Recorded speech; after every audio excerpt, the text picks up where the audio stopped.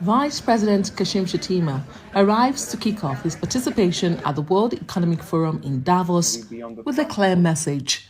Africa, and especially Nigeria, is ready for serious investment. He emphasizes that with strong leadership under President Bola Tinubu, Nigeria is embracing modernization and positioning itself as a key player in the global economy. I believe Nigeria has cause to Rubicon, and we are on a path to sustain growth and development. Most importantly, you have people at the helm of affairs who speak your language, who understand the language of business. I've spent 20 years in the Nigerian banking industry. I was a general manager, the highest rank anybody could aspire to in Nigeria's largest bank, Venice Bank. So I grew up in that ecosystem. The president is a chartered accountant, a seasoned accountant. So I believe that Nigeria is ready for business.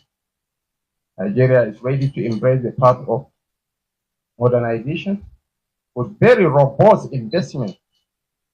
We are having a huge deficit, but we are looking forward to the AFCFT, and that involves investing in infrastructure. Shittima says Africa, often misrepresented, has woken up, urging investors to seize the continent's vast opportunities. The coastal highway from Calabar to Lagos is the largest single investment in Africa. We are building corridors to the north. We have the West African gas pipeline. We are thinking ahead of time, akin to the Belt and Road Initiative. We are partnering with 14 African countries to invest in gas infrastructure down to Morocco. So, Your Excellencies, ladies and gentlemen, the stories you hear about Africa is not that of doom and gloom. From DRC to Somalia to South Africa to Egypt to Ethiopia to Ghana to Cote d'Ivoire, Africa is waking up from its slumber.